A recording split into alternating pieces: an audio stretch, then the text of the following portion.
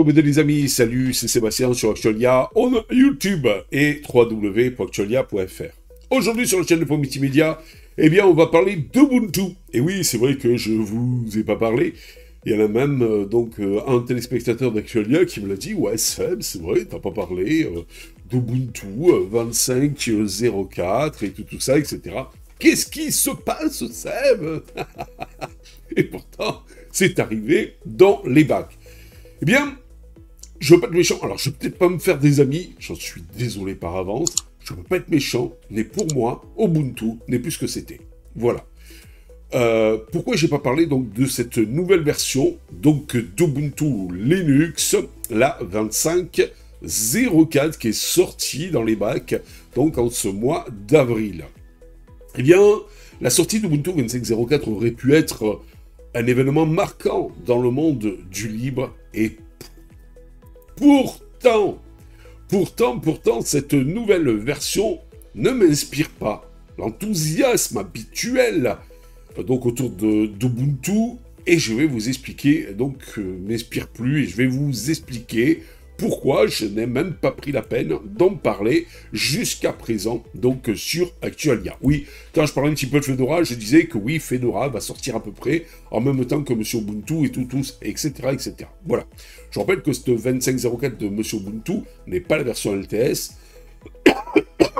Excusez-moi. La version LTS, donc, sera la prochaine, donc dans un an, la 26.04, et là, elle sera la base de la nouvelle version qui sortira en été, donc dans un an en été, donc pas cet été-là, mais l'autre été, et vous aurez, bien entendu, cette fois-ci, la Linux Mint en été, et là, basée sur la 26.04, qui sera sortie, donc en avril, début de l'année prochaine. Voilà.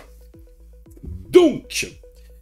Alors, Seb, pourquoi ça t'inspire pas? Ben déjà, une expérience de plus en plus dégradée, je trouve, de Monsieur Ubuntu. Ubuntu a longtemps été la distribution phare pour les débutants, mais pas que, comme pour les utilisateurs aussi, à expérimenter. Mais au fil des versions et des versions, Canonical semble s'éloigner de tout ce qui faisait la force de cette distribution. Oui, alors c'est vrai que ah, excusez-moi, ça m'avait fait un choc déjà quand on s'est passé sur Unity. Je crois que c'était à partir de la 11.04, habitué à GNOME 2, qui était, faut dire ce qui est, super personnalisable, et tout, etc., etc. Donc d'un coup, boum, on nous sort Unity. Bon, Unity n'était pas trop mal, un peu calqué sur GNOME 3, mais donc, Monsieur Canonical avait déjà abandonné, avait voulu faire son propre IDE, avait voulu réinventer la roue, avait voulu donc un nouveau gestionnaire d'affichage qui est Mir, et non pas se baser sur le, à l'époque, futur affichage qui devrait remplacer X11, c'était Wayland. Et donc, M. Canonical a dit non, nous on va mettre Mir. Alors, pourquoi il a fait ça, malgré tout? Parce qu'il y a quand même une explication.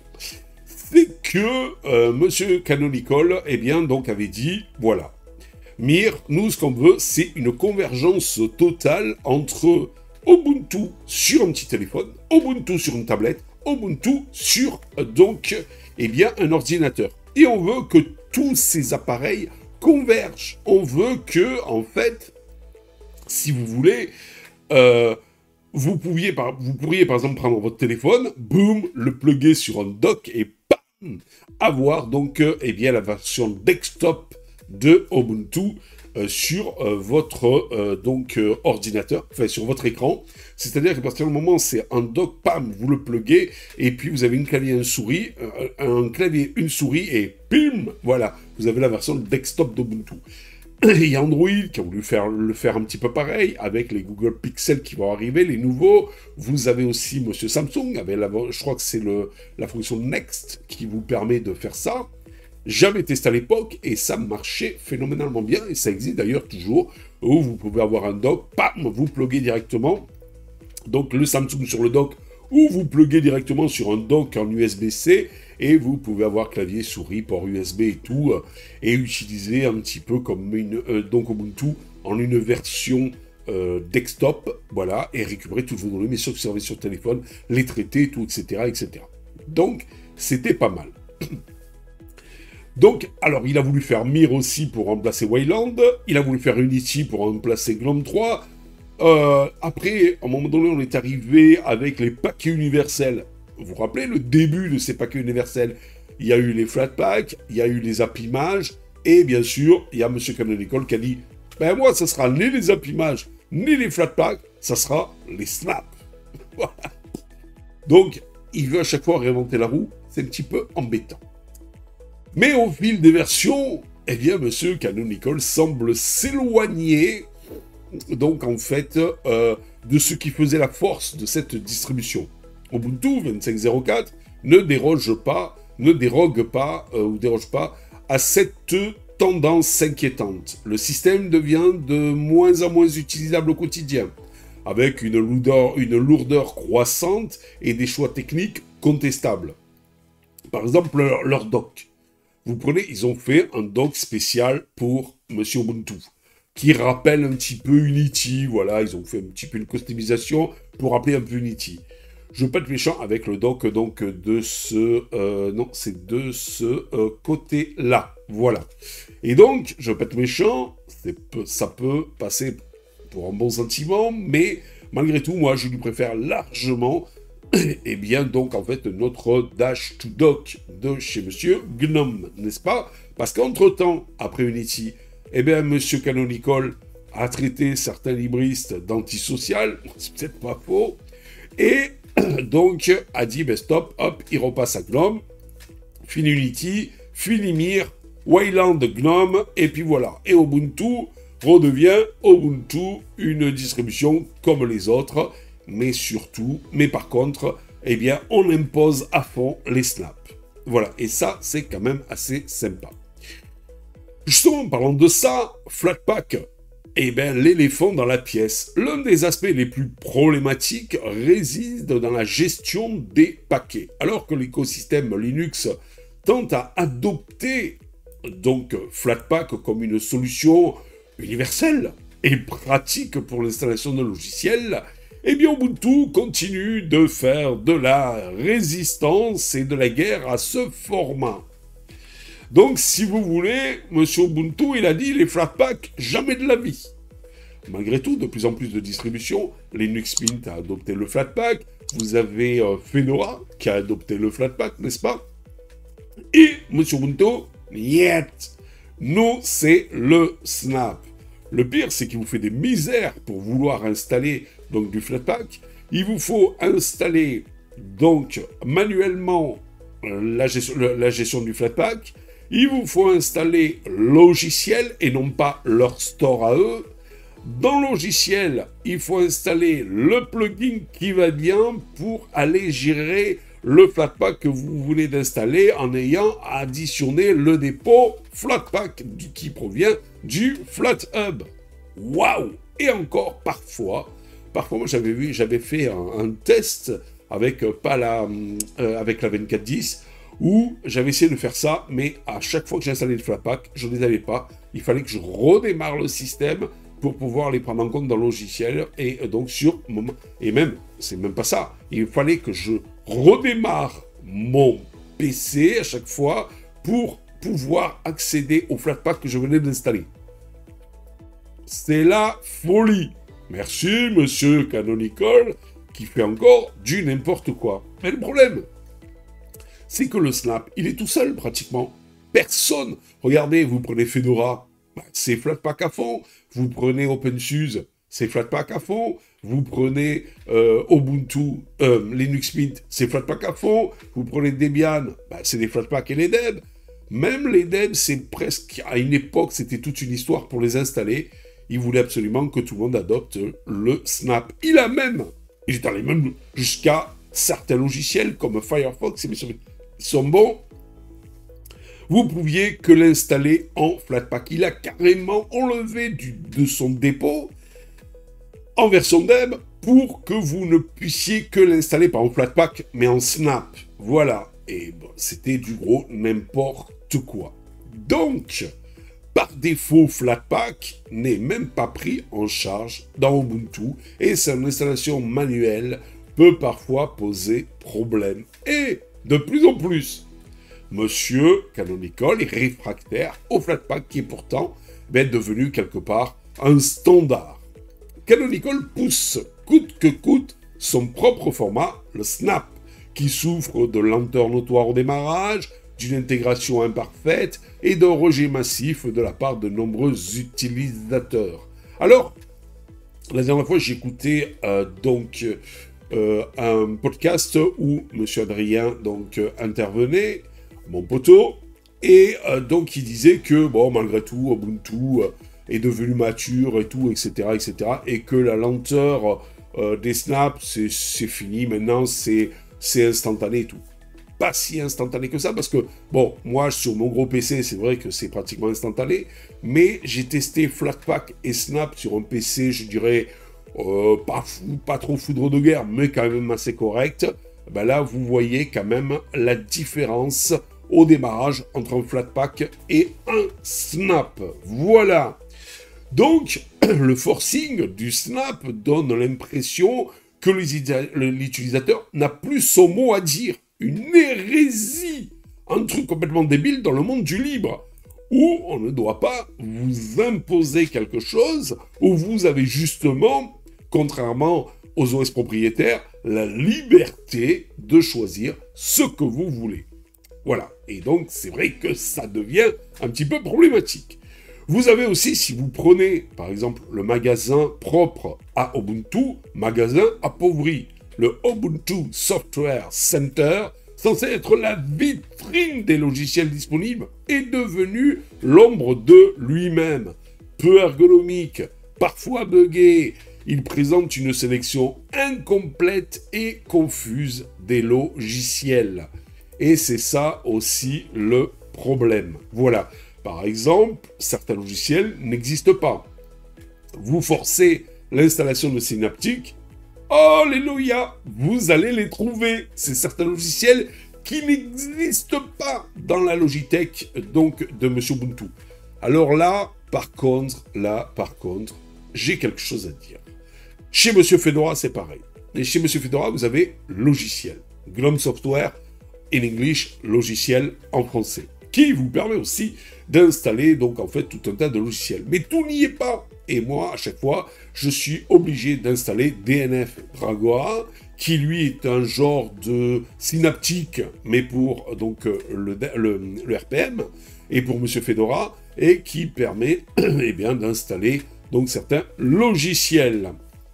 Par exemple, vous savez, Monsieur Adrien m'a fait un dépôt COP, où vous avez quelques logiciels que j'utilise et qui met à jour suivant les versions.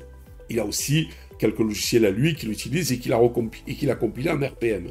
Eh bien, si j'installe ce dépôt, je ne le retrouve pas dans GNOME Logiciel, apparemment, mais je ne le retrouve que dans DNF Dragora. Voilà, tout simplement. Bon, les logiciels en version Snap, donc, sont mis en avant chez M. Ubuntu, mais souvent au détriment de leur alternative plus légère ou mieux intégrée. Voilà, tout simplement. Résultat, le choix de l'utilisateur est biaisé et son expérience amoindrie. Moi, je vois, par exemple, sur le support de M. Ubuntu en français, donc en fait sur Telegram, mais à chaque fois, sur certains trucs, les gars s'arrachent les cheveux. Et donc, surtout sur les histoires de, oui, comment avoir les Flatpak, comment avoir ci, mais moi j'arrive pas à ça, j'ai pas tous les debs, et tout ça, etc. C'est la folie. Déjà que la Logitech de Linux, même si elle s'améliore de plus en plus, est pas aussi bonne que celle de Windows, ou voire Mac, si en plus, vous l'amoindrissez, c'est pas la peine. L'utilisateur, eh bien, donc, va dire, c'est ça Linux. Bon, je me barre.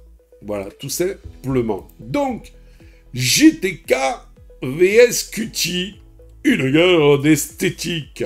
Et oui, vous savez que moi, j'accorde pas mal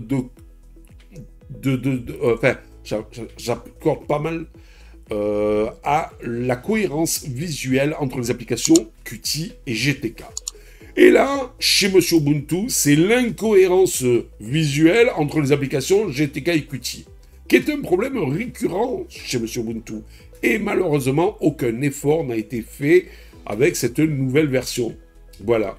Les décorations des fenêtres varient d'un logiciel à l'autre. Les boutons ne sont pas donc tout à fait pareils, voire pas du tout pareils, et l'expérience utilisateur en prend un coup. Ben oui, parce que quand vous avez une application, par exemple Qt, et vous avez des boutons qui sont donc des fenêtres qui sont différents de ceux des applications GTK, eh bien, ça reste problématique. Voilà, c'est tout aussi simple que ça. C'est pas beau, visuellement parlant. On a l'impression qu'on n'utilise pas les mêmes logiciels dans le même OS. Vous voyez ce que je veux dire? Pourquoi chez Monsieur Linux Mint, ils l'ont fait? Pourquoi chez Monsieur Linux Mint, il y a une cohérence? Pourquoi chez Monsieur... je crois que même chez Fedora, si on bidouille... Je crois que chez Monsieur Fedora, maintenant, si on bidouille pas ou on n'installe pas les bons trucs, ça plante aussi. Enfin, ça le fait pas aussi. Alors, je peux être méchant, mais le seul, je dirais... Alors, on peut le critiquer aussi, mais le seul qui est vraiment clé en main avec une esthétique parfaite, bien cohérente et tout, ça reste quand même Monsieur Linux Mint. Et là, justement, où une distribution comme Linux Mint Cinnamon parvient à harmoniser l'ensemble, eh bien Ubuntu s'en désintéresse complètement. Et Monsieur Fedora, eh bien il faut bidouiller, sinon lui aussi, il s'en fout un peu. Et c'est lamentable pour des distributions phares. Des performances à la traîne sur certaines machines. C'est vrai, Monsieur Ubuntu 25.04 se montre un peu lourd et peu réactif, là où d'autres distributions plus légères et surtout mieux optimisées fonctionnent sans accroc. Entre les animations inutiles, la consommation de RAM excessive et les processus en arrière-plan, on a parfois l'impression d'utiliser un système un peu lourdingue, loin de la promesse de stabilité et de fluidité que l'on pourrait et que l'on doit d'attendre. Fedora, qui non plus pas la plus légère des distributions, ben je trouve qu'elle est moins lourde, elle est plus fluide dans sa version GNOME que Monsieur Ubuntu dans sa version GNOME. Voilà. Et Monsieur Fedora au moins, gestion des Flatpak, nickel chrome. Et on peut même, si on veut, rajouter des snaps qui seront gérés DNF, Snap et Flatpak directement dans GNOME Software. C'est pas que du bonheur, ça. Un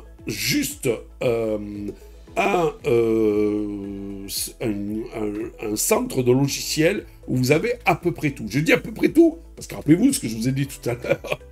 Eh bien, DNF Dragua donc permet malgré tout d'installer certains logiciels que vous ne retrouverez pas dans GNOME Software. Alors, Canonical, un cap de plus en plus flou. Oui, moi je pense que Ubuntu va vers un truc un peu de plus en plus flou, de plus en plus illogique avec donc Linux et le logiciel libre. Donc au final, c'est peut-être ce qui dérange le plus. Les choix stratégiques de Monsieur Canonical semblent être de plus en plus déconnectés des attentes de la communauté du logiciel libre et de sa communauté à lui. L'entreprise mise tout sur Snap, pendant que tout le monde adore le Flatpak, pendant que le Flatpak, eh bien, est censé devenir le standard. Donc, eh bien, l'entreprise mise par contre, eh bien, sur le Snap, pousse vers un contrôle plus centralisé du système et donne l'impression de s'éloigner petit à petit de la philosophie originale d'Ubuntu, Linux for Human Beings. Pour conclure cette vidéo, les amis, non, je n'ai pas parlé d'Ubuntu 25.04 parce que il n'y avait pas, selon moi, rien à célébrer. Ce qui était autrefois une référence devient aujourd'hui une source de frustration.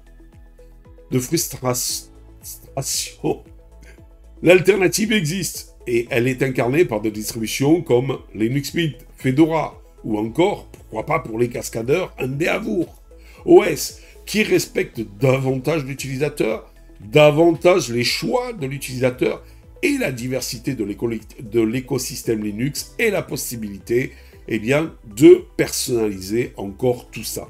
Ubuntu n'est plus ce qu'il était et c'est bien dommage parce que c'est plus ou moins avec Monsieur Ubuntu, pas tout à fait parce que j'ai commencé avec Mandrake Linux et Mandriva ou les trucs comme ça, mais ça c'était juste de la découverte. Mais après quand je me suis dit tiens, allez je vais m'intéresser quand même pas mal à Linux, ben la première distribution qui m'a fait l'effet waouh, c'était Monsieur Ubuntu. Mais ça c'était avant. Voilà. J'espère que vous avez aimé cette vidéo et vous en pensez quoi? Attention, je sais que je me suis peut-être pas fait des amis, des adorateurs d'Ubuntu. Je vous demande pas d'être sur le même avis que moi, loin de là, mais de l'exprimer dans la joie et la bonne humeur. Telle est donc en fait, eh bien, ce que je veux véhiculer sur Actualia. Parler de Linux, ok. Parler d'open source, ok. Mais surtout, eh bien, dans la joie et la bonne humeur. Voilà, c'est quand même plus sympa. Allez, sur ce, je vous dis ciao pour une prochaine vidéo. N'oubliez pas le petit pouce en l'air, n'oubliez pas de vous abonner. Tout ça pourquoi? Eh bien, pour nous encourager dans cette belle aventure multimédia. On compte sur vous, les amis. Allez, ciao, bye bye. Si vous avez aimé cette vidéo, abonnez-vous, mettez un pouce en l'air et partagez cette vidéo. Merci, cela fait toujours plaisir.